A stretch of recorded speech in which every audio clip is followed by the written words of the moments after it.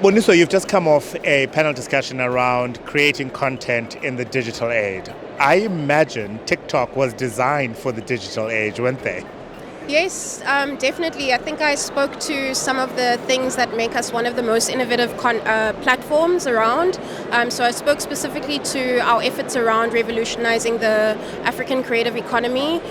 We've done that by lowering the barrier to creation. So we've made it easy for content creators to take that first step to content creation.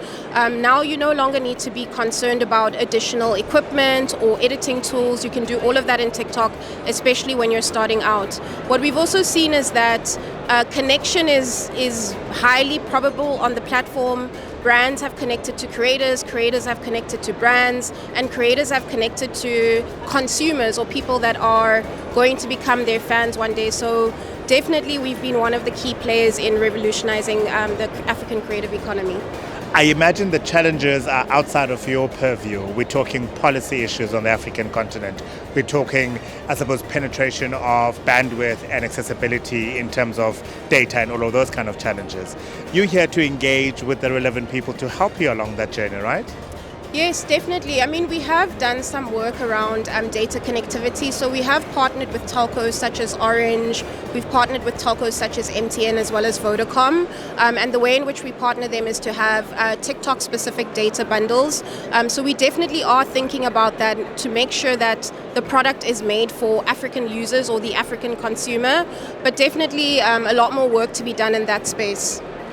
Why is it important for TikTok to be here at Africa Tech Festival?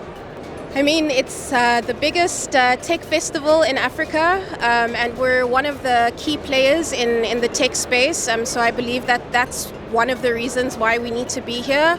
I also think TikTok is a relatively new platform. I don't know if many people think this, but oftentimes when I speak to people and I let them know that TikTok actually only launched in 2017, they're surprised.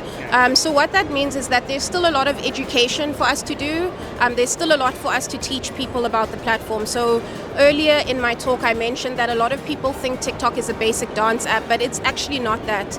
There's so many different types of contents you can find on the platform. So I think those are the two main reasons. Biggest tech festival and then education, because we're still a new product and we've got a lot of educating to do.